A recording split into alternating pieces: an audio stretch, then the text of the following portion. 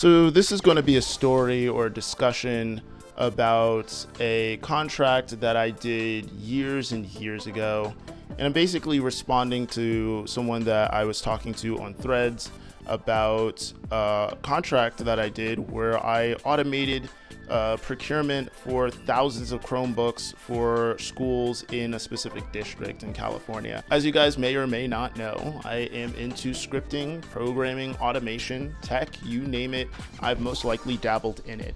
And one of the things that I had been doing for quite some time, around this time, this was around the time of about 2016, 2017, one of the main things I really did is that I would automate processes that companies would do that were very tedious and repetitious. Usually someone would hire me in, have me look at whatever they're doing, and then I would build out a formula to automate a lot of their processes.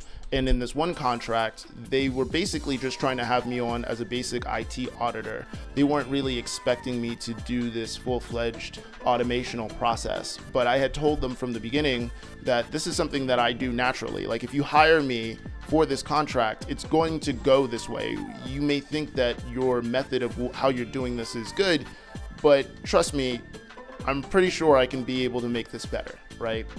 And they didn't believe me at first. They were just like, fine, as long as you can get the work done, we're going to show it to you, but we expect you to be good. Like if you're talking all this stuff, like we expect you to be able to manually do this extremely accurately to a T, right? And that's understandable, right? Like just because I'm confident in my work that I know how to do doesn't mean that I know exactly how they do their process, and understanding how to do it manually and for the reasons being and doing it exactly the way they want it is the first way for me to be able to get started doing it the way I wanted to, with the efficiencies that I know that can be done, right? So I get hired onto this company, or contracted rather, because they again only expected me there for the time that they thought was necessary, which would have been about 6 months, but we'll get into that in a bit. So I get onto site and I am working with these two people who are basically running me through the main process for a bunch of different things. They didn't just do Chromebooks, they also did, OptiPlex computers, they did monitors as well. Essentially, they would take them apart, inspect them in particular to find any damage, test them out, validate them, put them in their terrible Microsoft Dynamics app that some person made that only that person knows how to make, and it is so terrible. Oh my gosh, that app was whoever built that, I could do so much better, but whatever, I just didn't want to go that route, right? So because that whole like CRM that they're dealing with is basically like everyone in the company is using it, so whatever, right?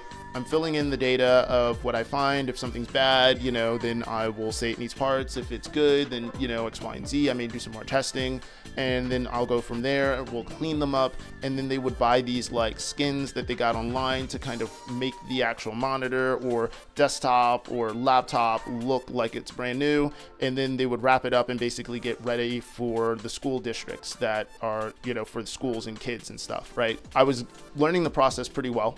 It wasn't that difficult for me as an individual, but one process that I knew could be updated was the Google Chrome method, right? Like you would take a Google Chrome laptop, you'd open it up, you would test it all out, you'd make sure it works, it functions, and then afterward you would clean it up, you'd put a skin on it, that type of thing, and then you would basically try to onboard the thing. I think it was in those exact steps. I'm pretty sure it was that you would test, validate, make sure everything's good, and then you would onboard it, and then after onboarding it you would clean it down and then put a skin on it. Essentially that's basically I think the way you would do that. And one of the most tedious parts of that was basically having to onboard the actual device. When you first get it up from past BIOS, it's going to want to connect to the internet, and then at that point you're going to need to put in your Google Cloud admin console password to basically then say that you're the administrator, and then basically enroll that device in with like the company, which would be the school district, so to speak, right? And that was a pretty tedious process where you had to basically put in the Wi-Fi password, wait until it's connected to the internet, put in your own credentials for the admin stuff, go through a bunch of things to ensure that it's up to school, like for the school, hit yes on a bunch of different things, right? And I could be actually getting the other Chromebook while that process is going on. I could be cleaning another Chromebook. I could be doing a bunch of other things. That process of waiting and having to do everything was tedious. And although I was able to kind of, while the Wi-Fi is, being set up, try to go to another Chromebook and try to open it, it still just was a lot of tediousness. So I look online to see what I can do, and the first thing that comes to my mind is some sort of USB keyboard logger, right? And I start looking online, and there was a method that I saw online already of another company or another group of people actually doing the same thing. I'm not sure if it was for schools, but essentially they needed to procure thousands of Chromebooks at a time. And so they basically showed this method of doing this through an Arduino. They would basically program out everything in the Arduino. They would plug it into the Google Chromebook, and then when it boots up, it would go through the whole process that you had in the keylogger. And while that's happening, you can plug in others. Like if you have more than one, and plug in like 10 at a time and basically onboard 10 Chromebooks at a time, right? And so I thought that was amazing, right? I buy myself one of these Arduino sticks, right? I actually buy like 2 of them, and I start programming them on my weekend. And by Monday, people at the warehouse got to see the work in action, right? Like the higher ups and everything like that. And they were amazed with the work. Now, some of the people there kept trying to tell me I shouldn't have shown them this because now they won't need me as much, and so therefore I would lose less money. And I was like, I told you guys from the beginning, you think you're gonna need me for this long, you're not. I'm going to do the work efficiently regardless of anything. That's why I got hired here. If it was about me trying to prolong this money, I probably wouldn't be here because you guys don't pay that much enough for me. They did pay well, don't get me wrong, but like I already knew my skill sets at this time, and I was basically trying to convince them that they can do a better job. And I did.